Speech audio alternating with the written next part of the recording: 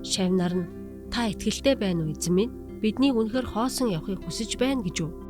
Алтч үгүй, мөнгөч үгүй, зоосч үгүй, цүнхэхгүй, нөөц хувцсгүй, сандалч үгүй гэж үү? Хэмээн гайхсан лавтай. Харин Есүс тийм ээ, зүгээр л яв. Өвчтөө гидгээ. Уйман өвчтөйг цэвэрлэл. Үхэгсдийг амьлуул. Чөтгөрүүдийг хөөн гарга гэж хариулжээ. Энэ бол итгэлийг тэлсэн тушаал байв. Есүс тэднийг юу ч үгүй хэрнэ бүхнийг агуулсан байдалтай илгээсэн. Гар дээрээ юу ч бариагүй ч Есүст итгэснээрээ тэд бүхнийг эзэмшиж байлаа. Библиэд үүнийг итгэл гэж нэрлэдэг. Хэдэн жилийн дараа ариун сүнсээр дүүрсэн Петр, Иохан хоёр сүмийн хаалган дээр гуйлагчин доглон хүнтэй тааралдав. Петр хоосон хитвчтэй атлаа хэлсэн үг нь түүний итгэл, Бурханд итгэх итгэлийг харуулдаг. Мөнгө, алт надад байхгүй. Харин надад байгаа зүйлийг чамд өгье. Назарын Есүс Христийн нэрээр бос. Алах. Тэр хүн өсрөн босож алхаж Бурхныг магтан дуулжээ. Ямар гайхамшигтай вэ?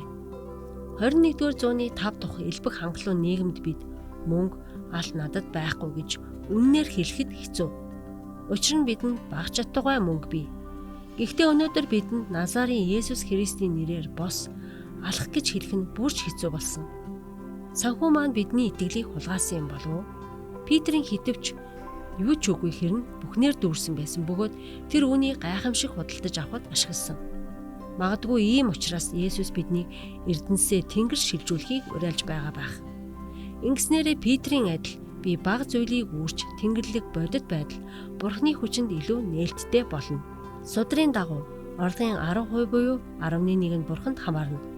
Харин амлалтын үргэл бол итгэлийн үйлдэл болгон тогтмол өгдөг. Хүний өөрөө сонгосон нэмэлт хувь юм. Малахи 3:8 бичсэнчлэн эдгээр нь хоёулаа Бурхны зүгээс адилхан хүлээгддэг итгэлийн үйлдэл юм.